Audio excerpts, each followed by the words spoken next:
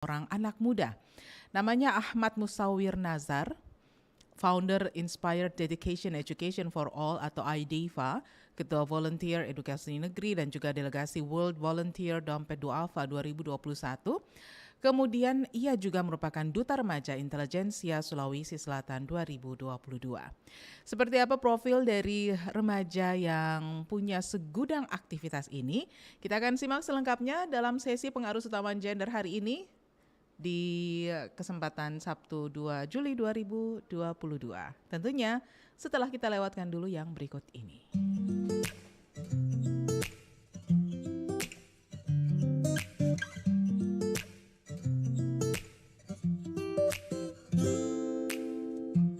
Aku di sini untukmu, ingin memulai sesuatu yang baru.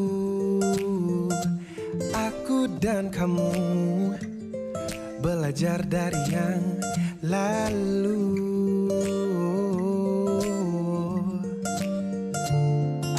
Aku dan kamu sama-sama tahu kita takkan terpisah, ditakdirkan satu.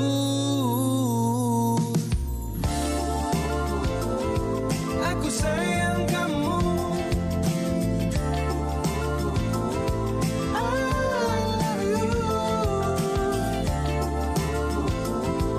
I'll stand by you, 'cause you're my Shakti.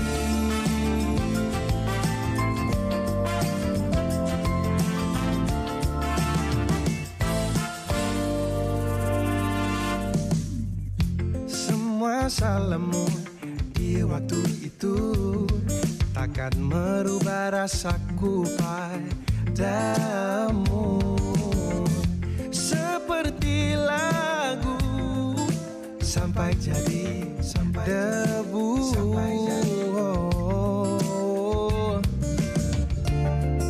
Aku dan kamu sama-sama tahu kita takkan terpisah, ditakdirkan satu.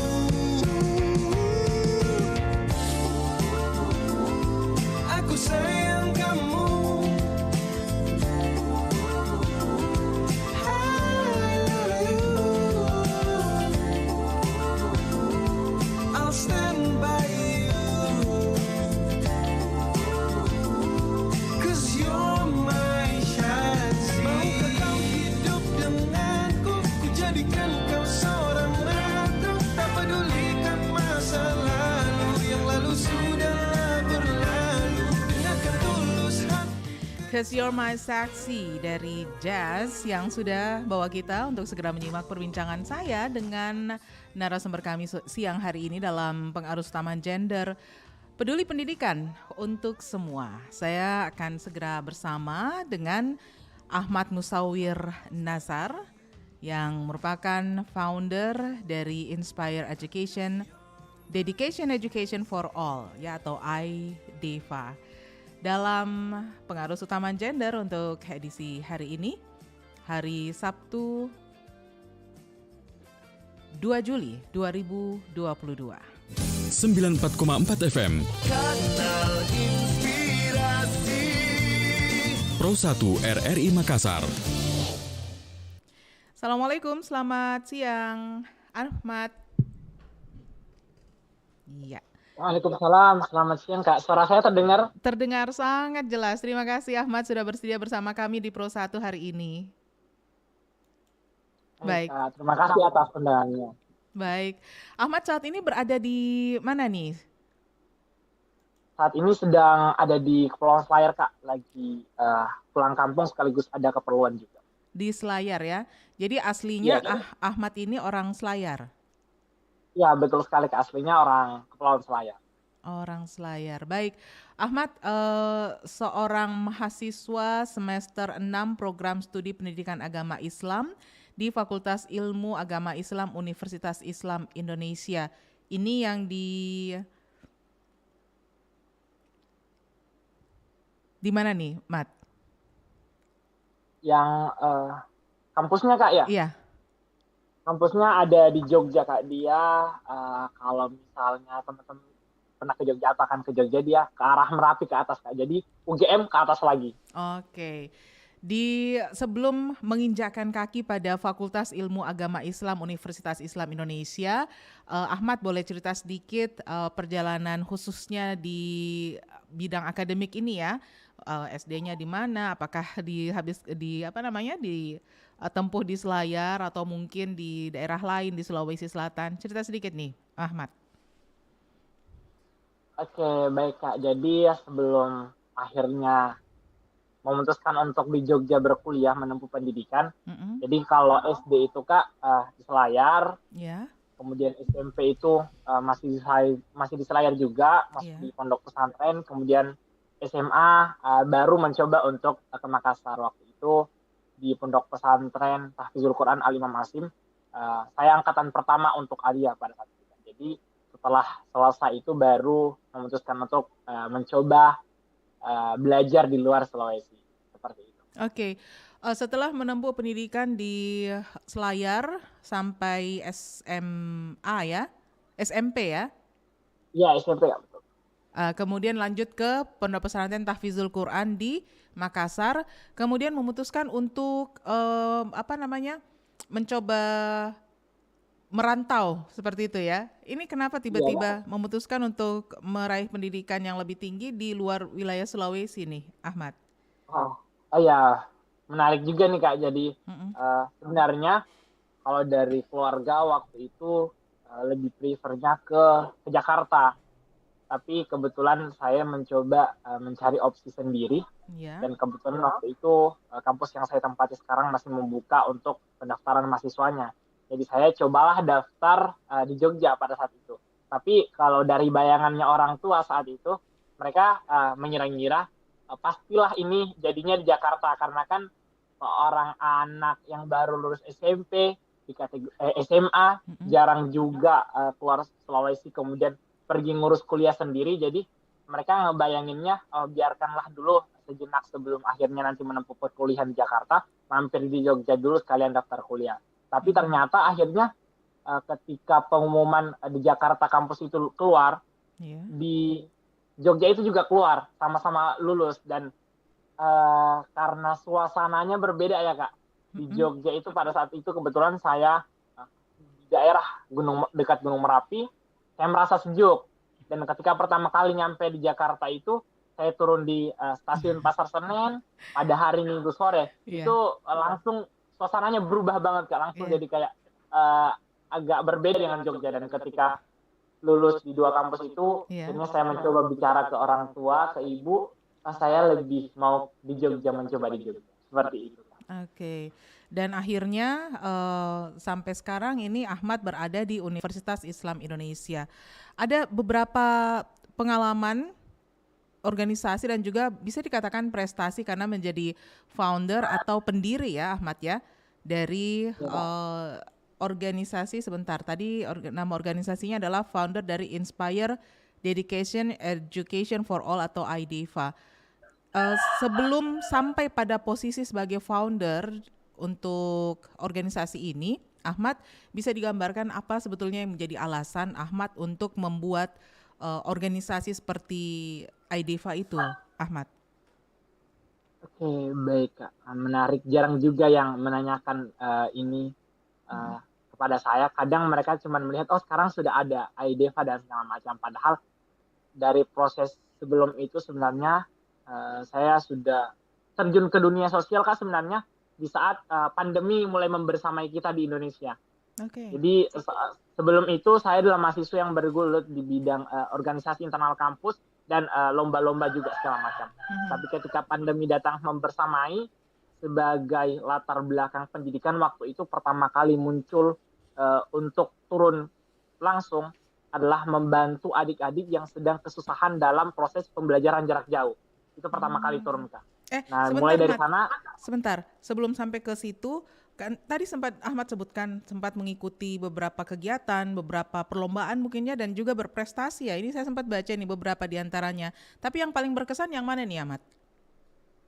Kalau yang paling berkesan mungkin Kak, pada saat itu saya menjadi ketua Presiden Event International Conference Scientific Fair 2021. Itu Kak, salah satu pengalaman menjadi ketua panitia untuk sebuah acara yang international conference. Itu yang paling berpengalaman menurut saya Kak. Oke. Karena harus berinteraksi dengan orang yang luar negeri juga seperti itu.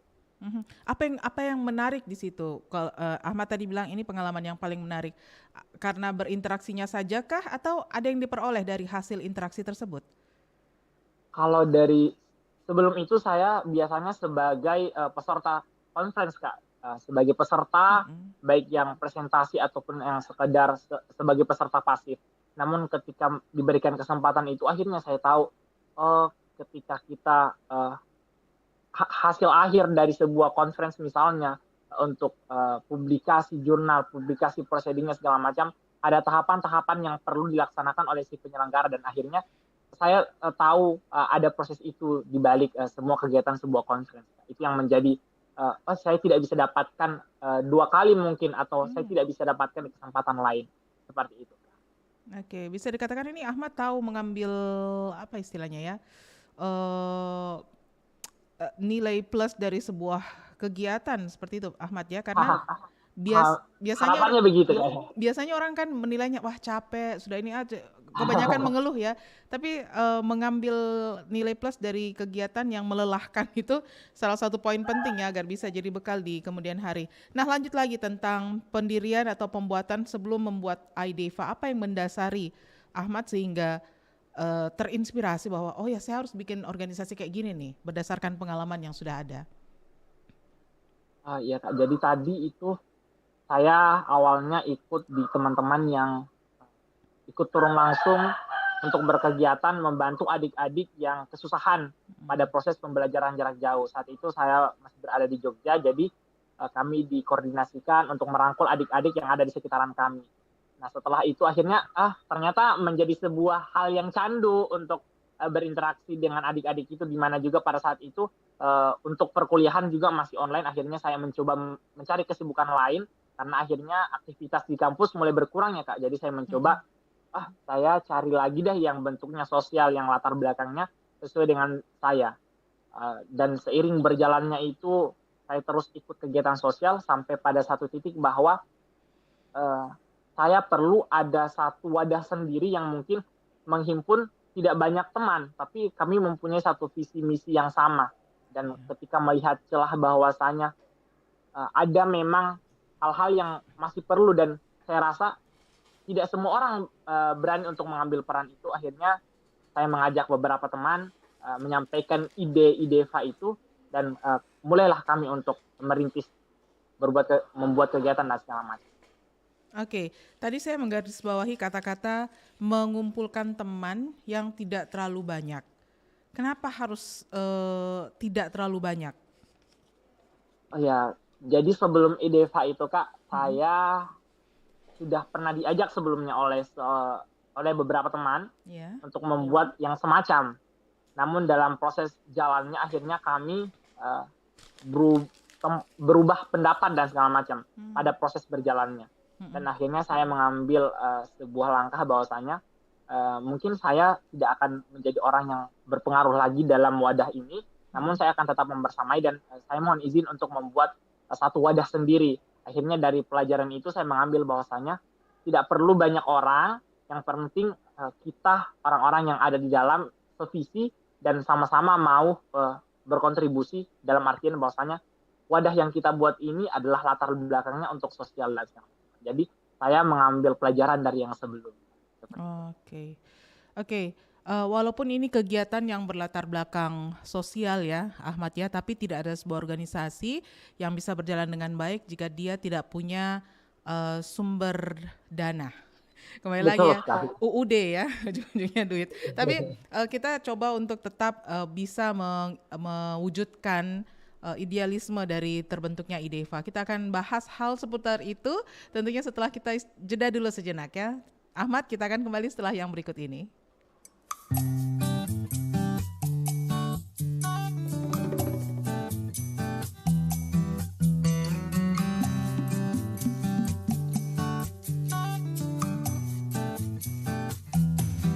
Terus melangkah melupakanmu, lelah hati perhatikan sikapmu, jalan pikiranmu buatku ragu, tak mungkin ini tetap bertahan. Perlahan mimpi terasa mengganggu, ku coba untuk terus menjauh. Perlahan hatiku terbelenggu, ku coba untuk lanjutkan hidup. Engkau bukanlah segalaku, bukan tempatku, hentikan langkahku. Usai sudah semua berlalu, biar hujan menghapus jejakmu. Terus melangkah melupakanmu, lelah hati perhatikan sikapmu, jalan pikiranmu buatku ragu, tak mungkin ini tetap bertahan. Perlahan mimpi terasa mengganggu, ku coba untuk terus menjauh. Perlahan hatiku terbelenggu, ku coba untuk lanjutkan hidup. Engkau bukanlah segalaku, bukan tempatku, hentikan langkahku. Usai sudah semua berlalu, biar hujan menghapus jejakmu. Lepaskan segalanya, lepaskan segalanya.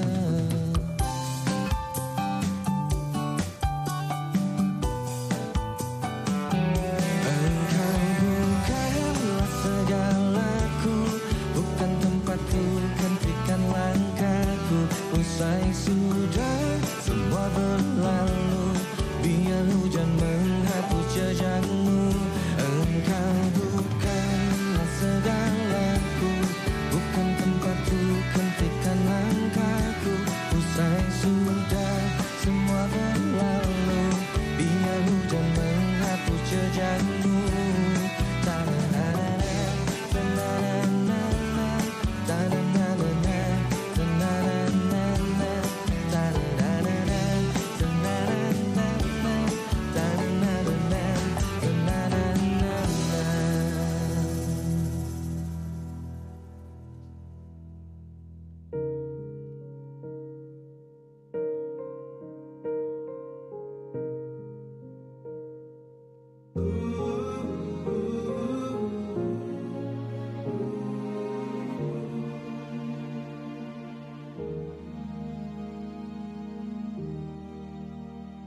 Seperti matahari yang menyinari bumi,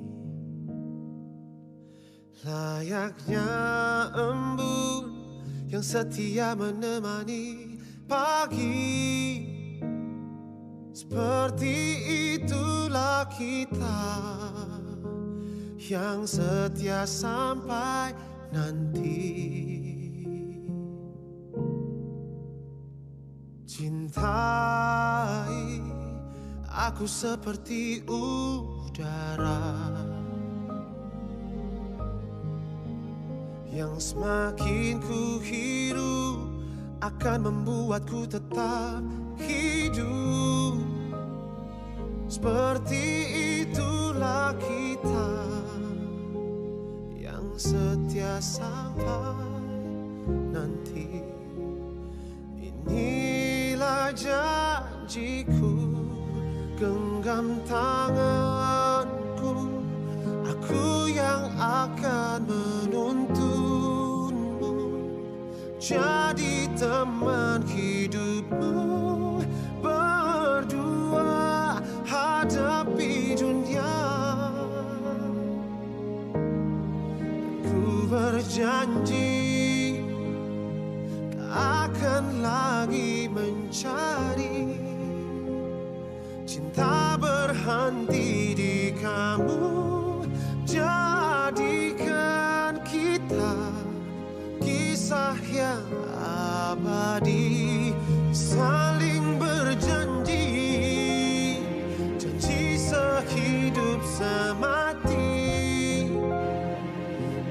tetap di samping. Kisah abadi dari Semi Simorangkir, salah satu koleksi kami yang bawa kita dalam pengarus utaman gender untuk edisi hari ini, hari Sabtu akhir pekan 2 Juli 2022. Masih bersama dengan narasumber kami Ahmad Musawir Nazar, seorang mahasiswa, seorang founder Inspired Education for All atau IDEVA, dan juga ketua Volunteer Edukasi Negeri, Delegasi World Volunteer Dompet Duafa 2021, Duta Remaja Intelijensia Sulawesi Selatan 2022. Nah, kita akan simak seperti apa seorang Ahmad Musawir Nazar ini memimpin ya organisasi sosialnya, masih di sesi pengarus utamaan gender. Nazar, masih bersama kami? Masih Kak, masih. Oke. Alhamdulillah. Baik, kita lanjut lagi nih Nazar. Kita tadi berhenti pada budgeting atau apa istilahnya, anggaran ya dari IDEVA. Ini apakah karena sebuah organisasi sosial kemudian lantas tidak sama sekali tidak memiliki budget anggaran dari manapun, atau justru sebaliknya sudah ada budget atau anggaran tertentu yang diperoleh oleh IDEVA atau mungkin diusahakan sendiri oleh IDEVA? Oke, baik Kak. Terima kasih untuk karena melihat pertama ya Kak. Pertama karena kita memang mencoba menanamkan idealismenya kita bahwasanya lembaga ini adalah lembaga sosial. Yeah. Namun pada berjalannya Kak, seperti yang disampaikan tadi bahwasanya untuk program, untuk kegiatan, untuk sebuah lembaga sangat perlu dan memang sebuah keharusan ada dana untuk keberlangsungan ke depannya. Yeah. Jadi sejauh ini Kak, IDEVA untuk dibilang pemasukan dana program yang pastinya IDEVA belum mempunyai, namun setiap ada program baik yang memang kami bentuknya kita akan membuat sebuah kegiatan dengan teman-teman sebagai open volunteer misalnya Kak. Jadi aspek sosial yang coba kami tanamkan ialah ketika teman-teman diminta tolongi untuk ada misalnya budgetin, ada misalnya membayar, kami akan mencoba untuk seterbuka mungkin, setransparan mungkin bahwasanya memang kami tidak mengambil apapun, semuanya adalah untuk program. Jadi kami tetap menyampaikan itu Kak. Kemudian untuk sumber dana dari yang lain, kami ada bentuk donasi juga Kak, misalnya ada program dan segala macam. Dan untuk pelaporan donasinya itu kami setransparan mungkin Kak, karena kita benar-benar menyampaikan bahwasanya sekian-sekian yang digunakan, sekian-sekian yang masih ada. Seperti itu Kak, untuk dari programnya dan proses budgetingnya dari IDEVA. Oke, Ahmad, kalau IDEVA ini ada apa semacam website tersendiri yang menampilkan kegiatan-kegiatan apa yang saja yang sudah dilakukan, kemudian sumber pendanaan, alokasi anggaran kemana saja, kemudian sisa berapa anggarannya, ini apakah ditampilkan di website seperti itu? Untuk sekarang di website kami belum ada Kak untuk website tersendiri, karena untuk sebenarnya legalitas secara komunitas ataupun yayasan tersendiri kami masih sementara mengusahakan itu, karena dari persyaratannya keanggotaan kami juga belum cukup sementara mencari teman-teman yang kita bisa ajak bergabung. Tapi kami sekarang ini berada di naungan sebuah wadah yang mengumpulkan komunitas organisasi pendidikan yang Mbak Najila Shihab juga di sana, ada namanya Kak, semua murid, semua guru. Jadi kami tergabung di sana Kak untuk proses kegiatan dan dokumentasinya masih tidak terlalu banyak juga karena IDEVA masih sangat baru Kak. Untuk kemudian transparan budgeting dananya segala macam, kami sampaikan langsung kepada pihak pemberi ataupun mereka teman-teman yang mengikuti program seperti itu Kak. Ahmad, kenapa tertariknya hanya pada pendidikan?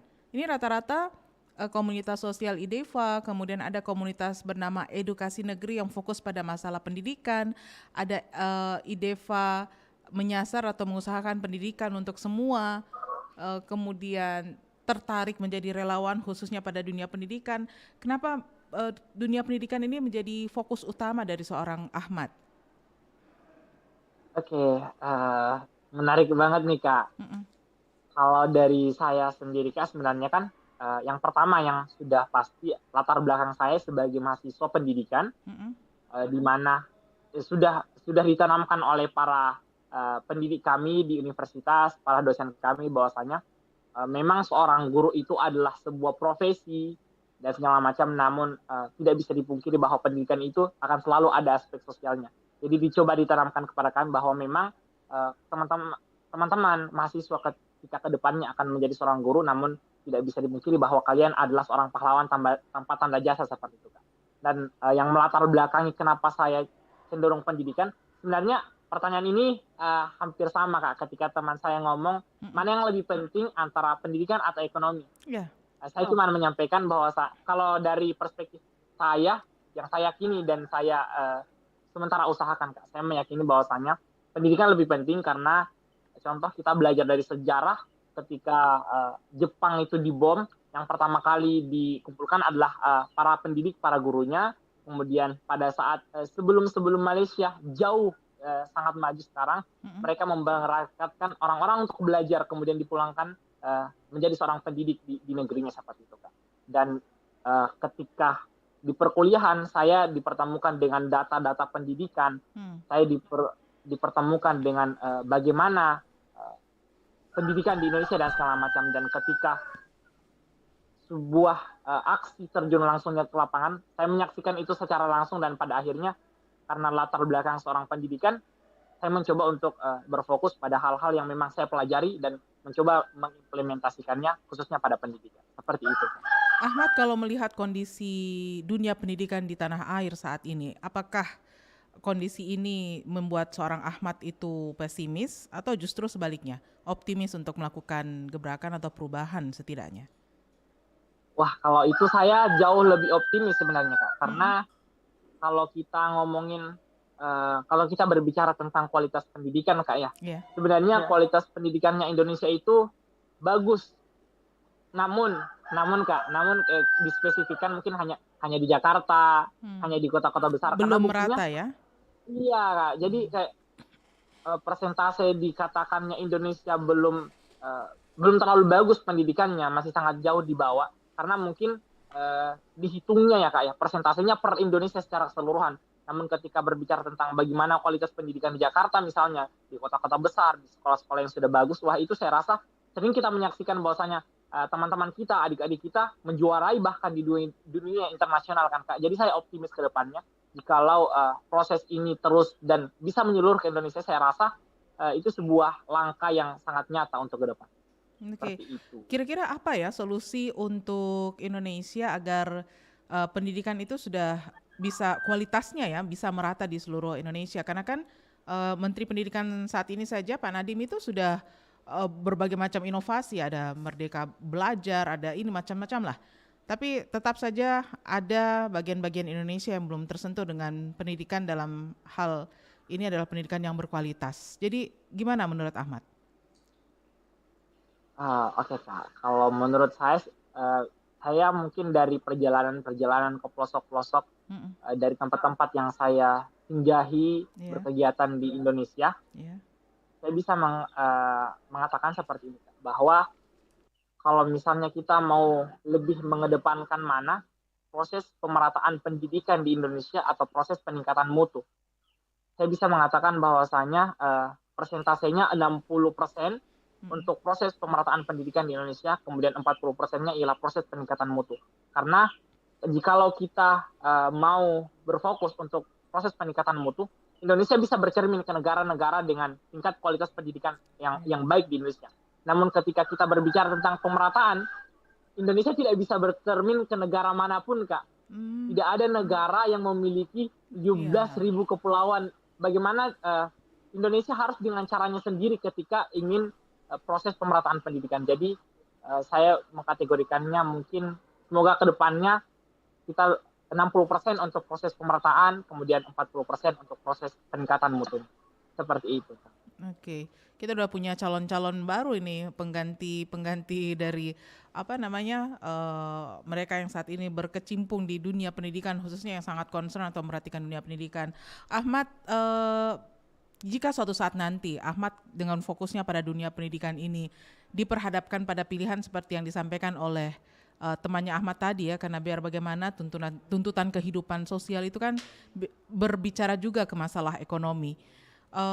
apa kira-kira solusi, khususnya juga bagi mereka yang saat ini berkecimpung di dunia pendidikan, bahwa banyak yang berpendapat seorang guru itu masih agak sedikit jauh dari level sejahtera, Ahmad? Maka itu menjadi di awal saya terjun ke dunia sosial dan fokus ke pendidikan, itu pertanyaan tadi belum menghantui saya, Kak. Oh, Namun ketika saya sudah masuk di semester 6 menuju semester akhir mahasiswa, iya. pertanyaan itu mulai menghantui. Kira-kira sampai kapan saya mau bertahan seperti ini? Memang sudah pasti ada kesenangan, kebahagiaan tersendiri, namun secara finansial saya bisa dikategorikan saya tidak mendapatkan keuntungan seperti itu, kan. Jadi akhirnya saya mencoba sembari terus melaksanakan apa yang masih bisa saya lakukan. Saya mencoba menarik adik-adik saya, mencoba menanamkan idealisme yang ada di saya, meskipun pada faktanya tidak akan bisa 100% persis seperti apa yang saya maui. Cuman saya ingin mencoba meregenerasikan ada orang-orang yang ketika mereka belum sampai kepada fase untuk berpikir untuk finansial ke depannya, mereka semoga bisa berada di fasenya saya ketika pada saat yang bersamaan, seperti itu. Oke. Perjuangan ini ya, perjuangan sangat berat ya. Berat sekali, Kak. Satu sisi ini adalah kecintaan, tapi di sisi lain ada tuntutan juga dari lingkungan sosial nantinya ya. Suatu saat nanti Ahmad pasti akan berkeluarga, punya anak-anak, punya kebutuhan. Semakin hari kebutuhan akan semakin besar, dan kadang-kadang kebutuhan itulah yang menjadi pesaing terhebat untuk hal yang kita cintai. Nah, Ahmad, selain mendedikasikan waktunya Ahmad untuk menjadi relawan, khususnya di bidang pendidikan, mungkin ada hal-hal lain lagi yang bisa disampaikan dari sisi seorang Ahmad ini? Oke, Kak. Jadi untuk saat ini mungkin saya lebih bergelut selain merintis IDEVA itu sendiri, saya membersamai beberapa NGO pun, non-government organization, ataupun teman-teman yang memang LSM. Jadi untuk saat ini sebenarnya, untuk saat ini karena masih bisa online ya, Kak. Jadi saya belum ke Jogja, namun kemarin ada telepon dari kaprodinya saya yang mengharuskan saya ke Jogja untuk beberapa hari ke depan. Jadi untuk saat ini seperti yang sempat saya sampaikan kepada teman-teman RRI juga, bahwasanya masih sebagai mahasiswa, kemudian selainnya mahasiswa, selain belajar juga ikut organisasi, sembari lomba nulis juga, kemudian ya bergelut di Indonesia sosial, Kak. Itu aja sih untuk saat ini. Magang juga, Kak, sementara proses magang di beberapa tempat ini. Karena sudah mulai menghantui pertanyaan-pertanyaan tadi, Kak. Itu kalau sudah semester akhir itu pertanyaan paling utama biasa dari orang tua ya. Nanti kalau sudah selesai, setelah lulus mau kemana? Ya, itu kayaknya klasikal sekali bagi semua mahasiswa itu ya. Kalau sisa 2 semester sudah mulai nyusun, sisa 1 semester udah ujian, nah mulai sudah ada rencana mungkin mau kemana saja nanti. Padahal selaku mahasiswa kan biasanya kita itu punya kesukaan, punya kesenangan sendiri seperti Ahmad pada dunia pendidikan dan dunia volunteer atau sukarelawan tadi ya. Mat tadi sempat ngomong bahwa ikut lomba menulis. Ini Ahmad suka nulis juga? Saya suka nulis, Kak. Nulis puisi. Biasanya memang ketika saya bisa datang ke sebuah daerah dan ada kesan yang menyentuh pada saya, pasti satu daerah itu jadi satu puisi, Kak. Dan kalau dulu sebelum saya terjun ke dunia sosial, ikut lomba puisi, baca puisi itu menjadi sebuah hobi, bahkan hampir dibilang tiap minggu ikut, tiap bulan ikut, seperti itu. Selain nulis puisi, mohon doanya teman-teman, sekarang saya sedang nulis buku saya yang belum selesai tentang perjalanan saya untuk pendidikan dari latar belakang IDEVA dan segala macam. Masya Allah. Nah, kabarnya ya, saya lupa tuh kata-kata mutiaranya ya, berpikirlah agar engkau ada, kemudian menulislah agar engkau dikenang, atau gimana gitu ya, saya lupa. Tapi kenapa suka menulis, apalagi menulis puisi? Secara kan menulis puisi itu bukan hal yang mudah ya, perlu kata-kata yang sesuai, mencari kosakata yang cocok untuk mewakili apa yang sedang dirasakan saat itu, atau mungkin mewakili apa yang sedang dilihat saat itu. Ahmad, apa istilahnya, tidak merasa susah gitu ya mencari kosakata yang cocok untuk menggambarkan hal-hal yang dituangkan dalam puisi tadi? Sebenarnya kalau misalnya kita baru belajar kayak belum menjadi sebuah hal yang candu atau menjadi hobi, mungkin saya juga dulu merasakan bahwasanya itu sebuah hal yang sulit kayak gitu kan. Tapi sembari nulis itu saya memang mencoba untuk menjadikan baca buku itu sebagai hobi. Jadi mencoba membuat perpustakaan kurikulum di kepala saya Kak, seperti itu sembari. Jadi memang ketika menulis harus diiringi dengan kayak ada kita punya pundi-pundi kosakata yang dimana biasanya kita membaca atau misalnya kita sering mendengar podcast dan segala macam. Seperti itu. Oke, jadi Menjadi sebuah hal yang sulit sudah pasti hal yang sulit sebenarnya Kak. Cuman karena sudah menjadi keterbiasaan akhirnya menjadi sebuah hobi dan menjadi sebuah candu. Oke, Ahmad mencari inspirasinya mendengarkan puisi orang lain juga atau membaca tulisan orang lain juga atau murni itu karena apa yang Ahmad alami dalam kehidupan sehari-hari? Jikalau menulis puisi Kak, saya mencoba untuk yang saya alami sendiri, yang saya rasakan sendiri. Namun jikalau untuk baca puisi, saya mencoba karena kita harus mendengar banyak referensi segala macam. Jadi kalau nulisnya pure dari apa yang saya rasakan dan meskipun nantinya ketika misalnya saya menulis sekarang, beberapa hari ke depan atau beberapa bulan ke depan itu pasti diksi dari puisi itu bisa saja berubah. Mungkin ada kata baru yang saya temukan atau saya mendengar istilah baru dan segala. Oke, berarti itu terus berkembang seperti itu Ahmad ya? Harapannya Kak. Oke, kalau difikirkan ini Ahmad ya, dengan cara Ahmad menyampaikan tadi, sering menulis puisi, bahkan sekarang ini sedang mengikuti lomba menulis, kemudian ada membuat buku juga. Apakah bisa dikatakan seorang Ahmad itu seseorang yang tidak pernah curhat kepada manusia ini? Curhatnya sama tulisannya sendiri? Oke Kak, jadi saya memang orang yang jarang bercerita terkait hal-hal yang bukan bentuknya sebuah kesenangan. Jadi sampai suatu saat Kak, teman saya akhirnya ketika suatu saat saya bercerita tentang sebuah permasalahan mungkin yang saya alami, akhirnya dia lumayan kaget Kak, karena saya harus bercerita dari awal sampai akhir. Selama ini saya hanya bercerita berbagi kebahagiaan dan segala macam. Saya adalah orang yang untuk menceritakan hal-hal yang tidak menyenangkan lumayan sulit untuk menarasikannya Kak, apalagi kepada teman, apalagi kita sebagai seorang laki-laki ya Kak, seperti itu. Oke, tapi menuangkannya dalam tulisan. Jadi iya betul Kak. Bagi yang pintar, banyak banget. Bagi yang pintar melihat apa yang ada di balik narasi tulisannya Ahmad itu bisa dapat ya. Tapi kalau yang menikmati hanya sebatas keindahan saja, pasti oh ya bagus ini ya seperti. Tapi tidak tahu apa yang terjadi di belakangnya ya.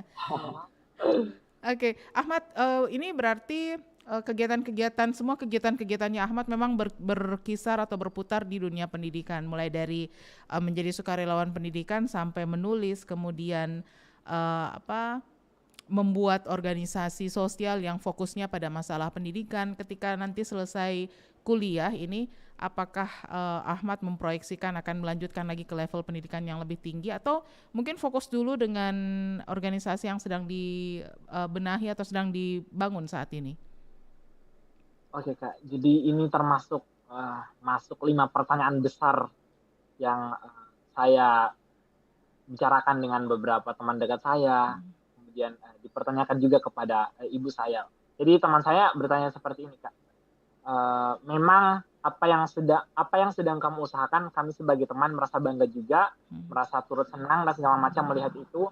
Namun ada saatnya kamu perlu menambah wawasan lagi. Jadi teman saya berkata, coba selesaikan atau coba tempuh S2 dulu baru kembali untuk melanjutkan perjuangan, karena tidak bisa dipungkiri ketika dua hal yang menjadi sebuah kesenangan dan keharusan itu kita harus mengambil keputusan, karena ketika mencoba untuk keduanya akan terlalu berat dan sambil menjalani S1 kemudian sambil merintis apa yang Ideva coba lakukan itu Kak, saya rasakan benar-benar berat. Dan ketika mencoba ke arah S2 di mana kita harus berpendidikan, harus ada untuk bagaimana ke depannya bekerja dan segala macam. Jadi teman saya menyarankan bahwasanya untuk mencoba melanjutkan S2 dulu, kemudian IDEFA mencoba mencari regenerasi ataupun bagaimana mencoba hal tetap berjalan namun hal-hal kecil yang tidak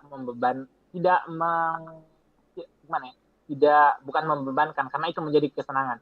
Tidak menjadi suatu hal yang terlalu mengganggu untuk proses pendidikan ke depan.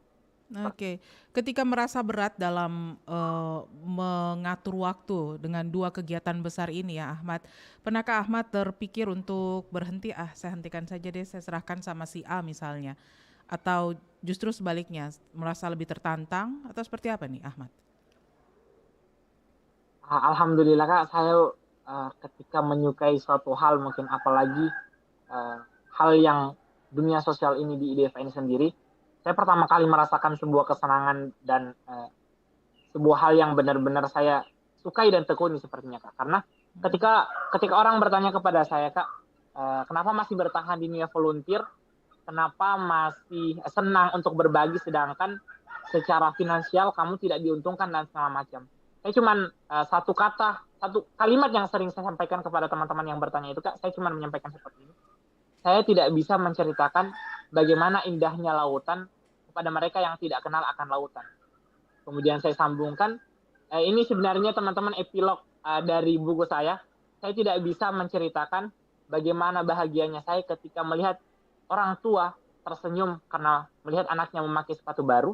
Dan saya tidak bisa menceritakan bagaimana bahagianya saya ketika melihat anak-anak kecil yang senyum karena mendapat kiriman buku. Cuman itu yang bisa saya sampaikan ketika ada pertanyaan yang semacam tadi. Oke, itu berarti jawabannya adalah kalau Anda mau tahu, Anda ikut dengan saya dan juga jadi volunteer. Iya betul banget ya, karena melihat orang senyum itu karena kebermanfaatan yang kita lakukan, tidak bisa saya narasikan seperti itu Kak. Tidak bisa saya ceritakan. Ada rasa kebahagiaan tersendiri yang mungkin muncul bagi orang yang melakukannya. Tidak bisa Jadi kalau misalnya mau tahu, coba sendiri. Tidak bisa dinarasikan ini ya Ahmad ya, tapi kalau walaupun berusaha untuk dibuat sebagai dalam bentuk puisi mungkin atau mengekspresikannya seperti itu. Tetap tidak tersampaikan secara full Kak. Okay. Mungkin gambarannya, kebahagiaannya bisa berbagi, tapi karena kan orang yang terjun di dunia sosial, bergelut di dunia sosial, memberikan sebuah kebermanfaatan, masing-masing kesenangan, masing-masing kebahagiaannya pasti beda Kak. Nah, sama halnya ketika misalnya saya ditanya kenapa saya bertahan di dunia volunteer, jawaban saya kan seperti ini. Orang lain yang bergelut di dunia volunteer ketika ditanya, jawabannya bisa jadi pasti beda juga. Ahmad, satu hal lagi nih Ahmad, ini kan kita semakin bergeser nih, semakin mendekati penghujung acara kita. Sejak tahun 2000-an ya, begitu masuk era milenial, itu filantropis menjadi semacam, bahkan ditulis ya, menjadi semacam profesi seperti itu. Jadi ada orang yang memang di luar negeri sana, ada orang yang memang kerjanya itu dari satu tempat ke tempat lain hanya nolongin orang gitu. Apakah Ahmad terpikir untuk menjadi berprofesi seperti itu? Sempat Kak. Dan itu juga sebenarnya kalau secara spesifik mengambil keputusan untuk itu saya belum. Namun ada beberapa orang yang sebenarnya berperan seperti itu Kak. Contoh mungkin siapa tahu teman-teman yang mendengarkan atau Kakak juga mengenal, ada namanya Ibu Guru Butet Manurung. Oh iya, Butet Manurung. Sekolah rimba. Dan itu bukan saya juga belajar banyak dari beliau, dari teman-teman sekolah institut. Saya mengatakan bahwasanya sejarah perjuangan panjangnya Ibu Guru Butet ini bukanlah sebuah dongeng. Ada bukti nyata dan ternyata Ibu Guru Butet bisa memberikan kebermanfaatan, melakukan sebuah hal yang dia sukai, namun dari segi finansial juga selalu ada untuk itu. Itu mungkin. Dan satu lagi Kak yang saya temui di Jogja, ada namanya Sanggar Anak Alam, Salam namanya Kak. Itu perintisnya Pak Toto Raharjo dan Ibu Wahyaningsi. Mereka tiga public figure ini adalah orang-orang yang mungkin pengkategoriannya seperti tadi Kak, jalan pindah ke sana ke sini untuk membantu orang, namun mereka bisa mengkondisikan bagaimana untuk tetap keberlanjutan hidupnya dan untuk selalu untuk keberlanjutan kebermanfaatan seperti. Oke, memposisikan diri untuk kelanjutan sebuah kemanfaatan ya, Ahmad ya. Ini sangat menginspirasi sekali di usia yang masih sangat muda, di saat orang-orang atau mereka pemuda-pemuda yang seusia Ahmad itu mencoba mengejar karir, mungkin mencoba mengejar sebuah nama besar, harta mungkin, kekayaan seperti itu. Tapi seorang Ahmad justru berburu di dunia volunteer atau sukarelawan. Mudah-mudahan menginspirasi kita semuanya, dan sekali lagi Ahmad tidak bisa menggambarkan bagaimana indahnya laut kalau seseorang itu belum pernah lihat laut ya. Iya, betul. Jadi sekali lagi buat yang pengen tahu seperti apa rasanya, bergabunglah di kegiatan-kegiatan volunteer. Kalau untuk Ahmad, yang Ahmad sudah lakukan ini adalah membuat komunitas sosial IDEVA yang fokusnya pada masalah pendidikan. Satu hal lagi nih Ahmad, sebelum berpisah, IDEVA selaku komunitas sosial tentunya membutuhkan ya bantuan, support, dukungan dari masyarakat. Kira-kira apa yang bisa masyarakat berikan kepada IDEVA, dan bisa melalui apa nih? Apakah ada media sosialnya atau mungkin ada hotline-nya? Oke, baik teman-teman yang ingin berbagi kebermanfaatan, mungkin tidak punya waktu, tapi punya finansial atau punya buku atau apapun itu yang mungkin diberikan kepada adik-adik kami. Jadi IDEVA sejauh ini Kak, alhamdulillah sudah lebih dari 7 kali memasukkan buku ke pelosok-pelosok Indonesia. Kemudian secara berkelanjutan kami ada 3 adik yang sudah SMP saat ini kami biayai secara terus-menerus. Secara berkelanjutan kami bantu dalam biaya untuk pendidikan. Kemudian kami alhamdulillah sudah 3 kali mendirikan markas baca Taman Belajar Masyarakat yang ada di pelosok-pelosok Indonesia. Jadi teman-teman bisa mengunjungi, bisa berbagi kebermanfaatan di Instagramnya IDEVA.IND seperti itu Kak. Bisa menyampaikan ke sana maksud dan niat baiknya teman-teman. Insya Allah kami sangat welcome. Baik, ini sudah ada di Instagram IDEVA.IND. Iya Kak. Oke. Mudah-mudahan buat yang terinspirasi bisa segera menikmati juga, merasakan juga apa yang dirasakan Ahmad ketika ada senyum bahagia dari orang tua yang anaknya dapat sepatu, atau ada senyum bahagia dari anak-anak yang bisa melanjutkan pendidikan ke level yang lebih tinggi, atau bahkan dari anak-anak yang terinspirasi dari salah satu buku yang disumbangkan melalui IDEVA. Tentunya ini suatu hal yang sangat membahagiakan dan mudah-mudahan menjadi candu juga seperti sudah menjadi candu bagi seorang Ahmad. Baik, Ahmad, terima kasih waktunya di kesempatan siang hari ini. Mudah-mudahan menginspirasi kita semua. Kita berharap ada Ahmad-Ahmad lain yang akan muncul selanjutnya di tanah air. Amin ya rabbal alamin. Terima kasih Ahmad. Assalamualaikum, selamat siang. Terima kasih kembali Kak. Waalaikumsalam warahmatullahi. Baik pendengar, demikian kebersamaan kita dalam sesi pengarus utamaan gender untuk edisi hari ini, hari Sabtu akhir pekan 2 Juli 2022. Bersama narasumber kami Ahmad Musawwir Nazar, seorang mahasiswa semester 6 di Universitas Islam Indonesia, founder Inspired Dedication for All atau IDEVA, Ketua Volunteer Edukasi Negeri, Delegasi World Volunteer Dompet Duafa 2021, Duta Remaja Intelijensia Sulawesi Selatan 2022. Berprestasi dan bermanfaat bagi sesama. Saya Melanie Ahmad, kita akan jumpa lagi di sesi selanjutnya dari Pengarus Utamaan Gender Special Edition Sabtu 2022.